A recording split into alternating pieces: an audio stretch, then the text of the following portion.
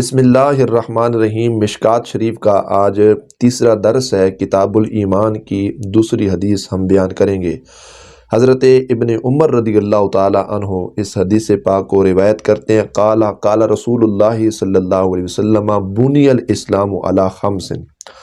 آپ نے ارشاد فرمایا کہ نبی کریم علیہ السلام نے ارشاد فرمایا اسلام کی جو بنیاد ہے نا وہ 5 چیزوں پہ رکھی گئی ہیں، جن کو ارکان خمسہ کہا جاتا ہے۔ یہ بنیاد ہے، یہ چیزیں اسلام کی جو عمارت ہے وہ ان چیزوں کے اوپر کھڑی ہے۔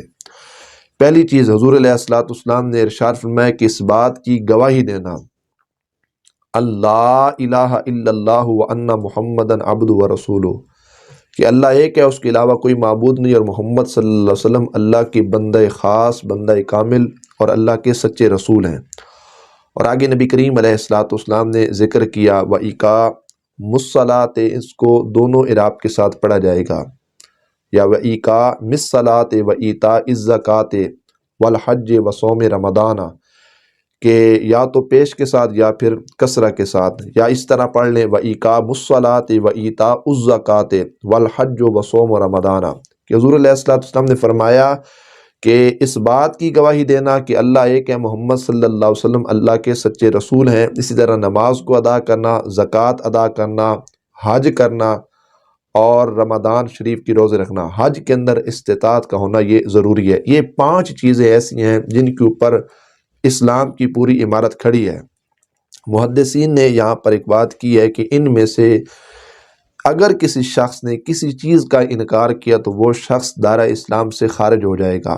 اور یہاں یہ بات بھی ضروری ہے کہ یہ جو پہلی اس کی بنیاد ہے نا، اس بات کی گواہی دینا اللہ ایک ہے، محمد اللہ کے سچے رسول ہیں، توحید و رسالت یہ ایک ہی چیز ہے۔ اگر کوئی شخص رسالت کا انکار کرے اور صرف توحید پر ایمان رکھے، وہ شخص بھی مسلمان نہیں ہو سکتا، وہ شخص بھی مسلمان ہرگز نہیں ہو سکتا، چاہے وہ دنیا میں جو اعمال کرتا رہے، جو نیک عمل کرتا رہے، جب تک وہ نبی کریم علیہ السلام کی رسالت کو نہیں مانے گا۔ کہ انڈیا میں ایک لیکچر مشہور ہوا تھا جو انگلش کے اندر تھا، اردو میں نہیں تھا، تو اس کے اندر یہ بات باقاعدہ طور پر کی گئی کہ صرف توحید پر ایمان رکھنا یہ ہمارے ایمان کے لیے ضروری ہے۔ اس لیکچر کے اندر رسالت کا ذکر تک نہیں کیا گیا۔ اور بعض لوگ ہمارے معاشرے میں بھی ایسے پائے جاتے ہیں کہ جو غیر مسلم لوگ ہیں، جس طرح ہندو ہو گئے، عیسائی ہو گئے، یہودی ہو گئے، نصرانی ہو گئے، اگر کوئی فلاح و بہبود کا کام کریں اور صرف اللہ کی ذات پر یقین رکھیں تو ہم ان کو دنیا میں جنتی بنا دیں گے کہ یار اس نے بڑا چنگا اور نیک عمل کیا، یہ شخص جنتی ہے۔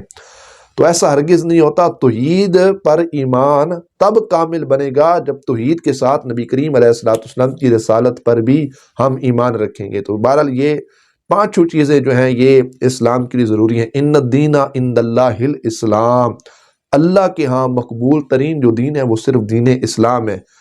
اور اگر چاہتے ہیں کہ ہم واقعی مسلمان رہیں تو ان 5 چیزوں پر ایمان رکھنا انتہائی ضروری ہے۔ اور پہلی چیز جو کلمہ بیان کیا گیا اس میں تمام جو تھے عقائد مراد ہیں۔ کسی عقیدے کا جو منکر ہے وہ حضور علیہ السلام کی رسالت کا منکر ہے، اور جو حضور علیہ السلام کو رسول نہ مانے وہ شخص کبھی بھی مسلمان نہیں ہو سکتا۔ اللہ رب العزت عمل کی توفیق عطا فرمائے، اور اللہ رب العزت اس حدیث پاک کی فیضان سے ہم سب کی سینوں کو مستفیض فرمائے۔